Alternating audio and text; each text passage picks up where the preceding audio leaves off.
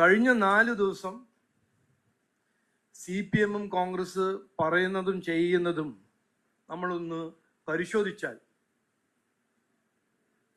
ജനങ്ങൾ ഈ മാറ്റം ആവശ്യപ്പെടുന്നുണ്ടെന്ന് നമുക്ക് കൃത്യമായി മനസ്സിലാക്കാൻ കഴിയും. 2 ഉദാഹരണമായിട്ട് ഞാൻ പറയാൻ ഇന്ന് ആഗ്രഹിക്കുന്നു. ഒന്നാമത്തത്, ഇന്നലെ മിനിഞ്ഞാന്ന് ബഹുമാനപ്പെട്ട മുഖ്യമന്ത്രി, 10 കൊല്ലം ഭരിച്ച മുഖ്യമന്ത്രി, എല്ലാം ശരിയാവും എന്നൊരു വാഗ്ദാനം കൊടുത്ത് വോട്ട് നേടിയ ഒരു മുഖ്യമന്ത്രി, എല്ലാം ശരിയാവും എന്ന വാഗ്ദാനം കൊടുത്ത് 2 മാൻഡേറ്റ് നേടിയ മുഖ്യമന്ത്രിയോട് ഒരു യോഗത്തിൽ പങ്കെടുക്കുന്ന ഒരു വ്യക്തി കാര്യം ചോദിക്കുമ്പോൾ അദ്ദേഹത്തിന്റെ മറുപടി, നിങ്ങൾ വീട്ടിൽ പോയി ചോദിച്ചാൽ മതി. അതാണ് മാറ്റേണ്ടത്. കാരണം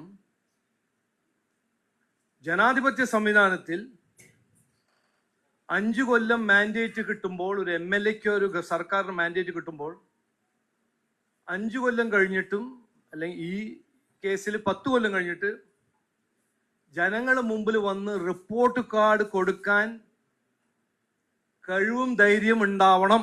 ഒരു MLA ആണെങ്കിലും, ഒരു സർക്കാരാണെങ്കിലും, ഒരു മുഖ്യമന്ത്രി ആണെങ്കിലും ആ ധൈര്യം ഉണ്ടാവണം. കാരണം നിങ്ങളുടെ വാഗ്ദാനം കേട്ട് നിങ്ങളെ വിശ്വസിച്ച് ഒരു അവസരം കൊടുക്കുമ്പോൾ നിങ്ങളുടെ ഉത്തരവാദിത്വമാണ്. അത് MLA ആണോ, മന്ത്രിയാണോ, മുഖ്യമന്ത്രിയാണോ, പാർട്ടിയാണോ, നിങ്ങളുടെ ഉത്തരവാദിത്വമാണ് പോയി പറയാൻ. നിങ്ങൾ ഞങ്ങളെ വിശ്വസിച്ചു, ഞങ്ങൾക്കൊരു അവസരം തന്നു, ഞങ്ങൾ ഇതെല്ലാം ചെയ്തു, ഇത് ചെയ്തില്ല എന്ന് പറയാൻ ധൈര്യം ഉണ്ടാവണം, നട്ടലുണ്ടാവണം. പക്ഷേ ചോദിക്കുമ്പോൾ പേടിച്ചിട്ട് ഭയം വന്ന് നിങ്ങൾ വീട്ടിൽ പോയി ചോദിക്കുന്നത് ജനാധിപത്യ സംവിധാനമല്ല. ഇത് പഴയ സ്റ്റാലിനിസ്റ്റ് USSRലോ പഴയ മാർക്സിസ്റ്റ് ചൈനയിൽ നടക്കുന്ന കാര്യങ്ങളായിരിക്കും. പക്ഷേ ഇന്ത്യ ഡെമോക്രസിയിൽ ഇത് നടക്കുന്ന കാര്യമല്ല. ഇതിനെയാണ് മാറ്റേണ്ടത് എന്ന് ഞാൻ ഒരു ഉദാഹരണമായിട്ട് പറയുന്നു. ഇത് ജനങ്ങൾക്ക് ഇഷ്ടമല്ല, ഇത് ജനങ്ങളുടെ അവകാശമല്ല. ജനങ്ങളുടെ ഫണ്ടമെന്റൽ റൈറ്റ്, നമ്മൾ കൊടുത്ത കോൺസ്റ്റിറ്റ്യൂഷണൽ റൈറ്റ് ആണ്. രാഷ്ട്രീയക്കാരുടെ ഉത്തരവാദിത്വം ജനങ്ങളുടെ പ്രശ്നങ്ങളിൽ പരിഹരിക്കുക, ജനങ്ങൾ ചോദിക്കുമ്പോൾ മറുപടി കൊടുക്കുക. അത് ഒന്ന്. അപ്പോ ഒരു ഭയം കയറിയിട്ടുണ്ട്.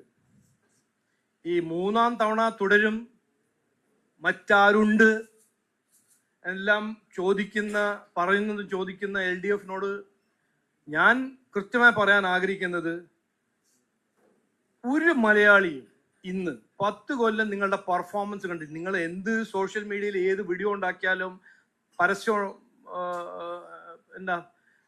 ഹോർഡിങ്ങിലിട്ടാലും ജനങ്ങൾക്കറിയാം നിങ്ങൾ പറഞ്ഞത് എന്തായിരുന്നു. എല്ലാം ശരിയാവും. ഇന്നും 48% വീടിൽ കുടിവെള്ളമില്ല. ഈ നാട്ടിൽ രാജ്യത്തിൽ ഏറ്റവും കൂടുതൽ തൊഴിലില്ലായ്മ കേരളത്തിലാണ്. ഏറ്റവും കൂടുതൽ വിലക്കയറ്റം കേരളത്തിലാണ്. ഇതാണ് ഫാക്ട്.